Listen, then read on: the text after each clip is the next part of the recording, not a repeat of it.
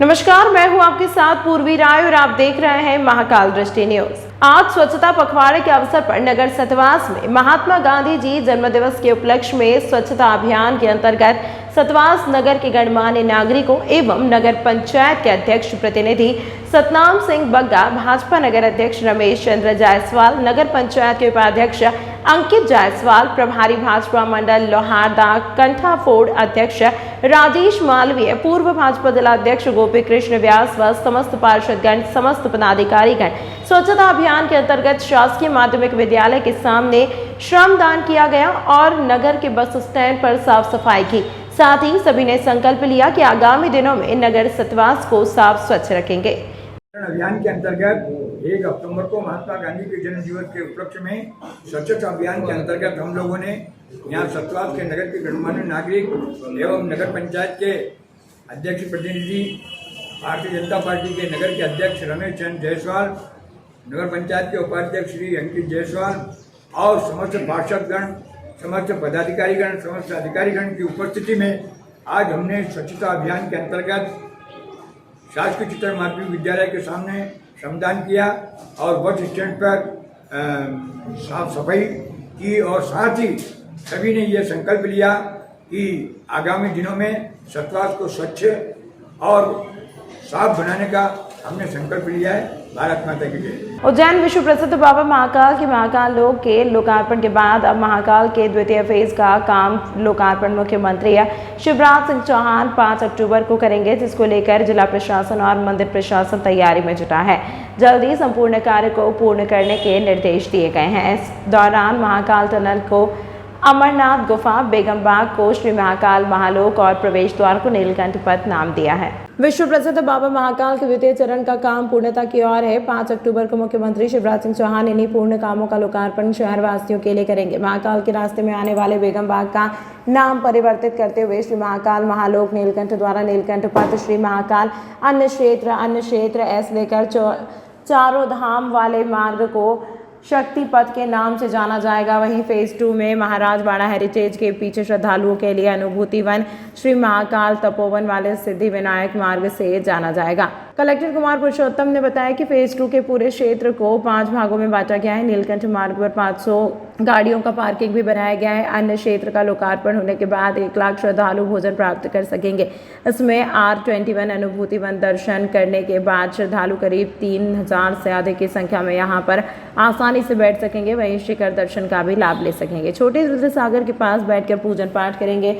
मुख्य प्रोग्राम शिखर दर्शन पर होगा। इस कार्यक्रम में शहर के सभी लोग आमंत्रित हैं। अभी जो सूचना है उसमें माननीय मुख्यमंत्री जी द्वारा महाकाल फेज 2 के कार्यों का लोकार्पण किया जाएगा। 5 अक्टूबर की तिथि तय हुई है। ये लोकार्पण शाम को होगा और महाकाल फेज 2 का जो काम है वो थोड़ा अलग प्रकृति का है। इस काम को हम लोग 5 क्षेत्रों में बांट सकते हैं। पहला जो मेन एंट्री है, जो इसको हम बेगम बाग रोड पहले कहते थे, उसको नीलकंठ मार्ग के नाम से महाकाल परिसर में है, तो एक उसका लोकार्पण होगा, जिसके साथ आपके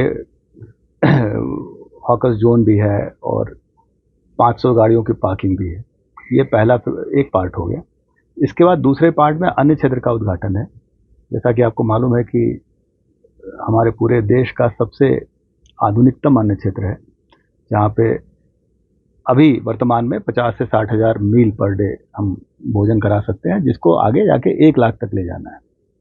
ये दूसरा पार्ट है। तीसरा पार्ट जो एक क्रॉस रुद्र सागर है, जिसको हम R22 कहते हैं, वो पूरी रोड को नए तरीके से बना के सजावट की गई है, वो R22 है। वो भी महाकाल फेज 2 का पार्ट है। चौथा हमारा एक अनुभूति वन है, जिसमें जो महाराज वाड़ा के साथ साथ वो पब्लिक फैसिलिटी क्रिएट की गई वहाँ पे, जहाँ पे कम से कम दर्शन करने के बाद 2-3 हज़ार लोग आराम से बैठ के शिखर दर्शन भी कर सकते हैं और रिलैक्स भी कर सकते हैं। उसके बाद छोटे रुद्र सागर के पास एक तपोवन है, जहाँ पे कुछ कॉटेजेस बने हैं, लोग ध्यानमग्न हो सकते हैं, पूजा आराधना कर सकते हैं। उसके बाद जो 5वां है वो मंदिर परिसर का शिखर दर्शन है, और ये मंदिर परिसर के बीच का काम है, जिसमें टनल का भी काम है, कोटि तीर्थ का भी काम है, और जो लोगों की जो पब्लिक गैदरिंग होगी वो शिखर दर्शन पे ही होगी और वहीं पे कार्यक्रम का एक विधिवत लोकार्पण होगा। बाकी जगह पे भी माननीय मुख्यमंत्री जाएंगे और अलग अलग लोकार्पण करेंगे। मुख्य प्रोग्राम शिखर दर्शन पे होगा और हमने एक फायरवर्क्स जो आतिशबाजी का कार्यक्रम भी रखा है, जैसा कि हम लोगों ने महाशिवरात्रि पर शिव ज्योति अर्पण कार्यक्रम में किया था।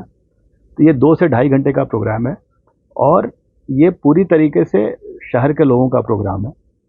अलग से भी हम लोग अपील जारी कर रहे हैं कि उज्जैन जो अवंतिका नगरी के नाम से जानी जाती थी, उसके सभी नगरवासी आमंत्रित हैं। महाकाल फेज 2 अपने भव्य रूप में सामने आ रहा है। उज्जैन का गौरव और गरिमा में और वृद्धि होगी और निश्चित तौर पे आज की तारीख में भी पूरे विश्व में उज्जैन की पहचान है। इस पहचान को और वृद्धि मिलेगी, नागरिक सुविधाओं में वृद्धि होगी, श्रद्धालुओं की सुविधाओं में वृद्धि होगी। सर, ये सारा कार्यक्रम है जो कहाँ पर आयोजित किया जाएगा? जैसे कि मैंने बताया कि चूंकि ये अलग अलग जगह कार्यक्रम है, अब महाकाल मंदिर परिसर बहुत विस्तारित हो गया है, तो ये सारे कार्यक्रम अलग अलग जगहों के जो अंतिम कार्यक्रम होगा वो शिखर दर्शन की जो छत है उस पर आयोजित होगा। सर, शहरवासियों को बुलाया गया है तो अधिक मात्रा में भीड़ पहुंचने से देखिए, बन जाएगी। जितनी भीड़ आए, बेसिकली क्या है, तो बाबा का दरबार है तो उसके लिए बैठक व्यवस्था होगी और पूरा महाकाल लोक उसके लिए, जो महाकाल लोक के श्रद्धालु वो भी वहाँ आ सकते हैं। तो वहाँ कार्यक्रम आधे घंटे का संक्षिप्त है, लोगों की बैठक व्यवस्था प्रॉपर रहेगी। सर, क्या आम सभा को संबोधित भी वहीं करेंगे? देखिए, मंदिर परिसर में ऐसी कोई आम सभा नहीं होगी। हम तो मुख्यमंत्री जी भी एक श्रद्धालु की भूमिका में आते हैं महाकाल लोक में, तो हम सभी श्रद्धालु हैं, तो वहाँ निश्चित तौर पे प्रदेश के मुखिया होने के नाते लोगों से चर्चा करेंगे। क्या जैसे आपने बताया महाकाल मंदिर में पूरा कार्यक्रम, तो कोई भजन सम्राट आदि को ये पूरा मार्ग है 2 से ढाई किलोमीटर का है। हम लोगों ने एक संपूर्ण मार्ग पे सांस्कृतिक कार्यक्रम की प्रस्तुति रखी है और इस बार का थीम है कि हम लोकल जो कलाकार हैं उनको प्राथमिकता दें। तो आपको अपने क्षेत्र के लोग वहाँ पे मिलेंगे जो सांस्कृतिक प्रस्तुति देंगे। अमित शाह जी के आने की उम्मीद? अभी कोई आधिकारिक सूचना नहीं है हमारे। उज्जैन पुरानी पेंशन की मांग को लेकर 1 अक्टूबर को दिल्ली के रामलीला मैदान में महारैली में देश के लाखों कर्मचारी सम्मिलित होंगे। शेख मोहम्मद हनीफ ने जानकारी देते हुए बताया, उज्जैन से बड़ी संख्या में प्लेटफॉर्म नंबर 1 से कर्मचारी दिल्ली के लिए रवाना हुए।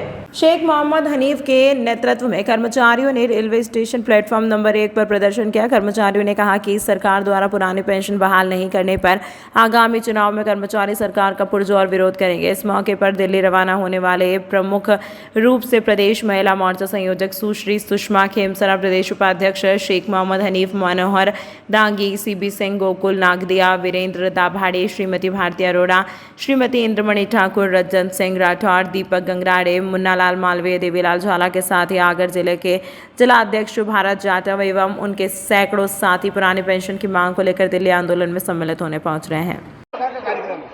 पुरानी पेंशन की मांग को लेकर NMOPS के बैनर तले देश भर के कर्मचारी कल 1 अक्टूबर को दिल्ली में महारैली कर रहे हैं। रामलीला मैदान में बड़ा आंदोलन होने वाला है। हम लोग उज्जैन जिले और उज्जैन संभाग के साथी लोग हमारे पेंशन की मांग को लेकर दिल्ली कूच कर रहे हैं। दिल्ली बड़ी संख्या में लोग जा रहे हैं। और किस प्रकार का प्रदर्शन है? दिल्ली में 1 दिवसीय प्रदर्शन है, जहाँ धरना होगा, रैली होगी और आम सभा होगी। हम माननीय प्रधानमंत्री नरेंद्र मोदी जी और मध्य प्रदेश के मुख्यमंत्री माननीय शिवराज सिंह जी चौहान से मांग करते हैं कि पुरानी पेंशन बहाल करें। मध्य प्रदेश में हम शिक्षक साथियों की वरिष्ठता 20 वर्ष से शासन ने समाप्त की है। हम वरिष्ठता के साथ पुरानी पेंशन की मांग को लेकर हजारों की संख्या में दिल्ली पहुंच रहे हैं। उज्जैन संभाग के साथ ही आज हमारे साथ में उज्जैन रेलवे स्टेशन पर इस समय 300 से अधिक लोग उपस्थित हैं और हम लोग दिल्ली आंदोलन में सम्मिलित होकर पुरानी पेंशन की मांग करने जा रहे हैं। क्या नाम है आपका? शेख मोहम्मद हनीफ।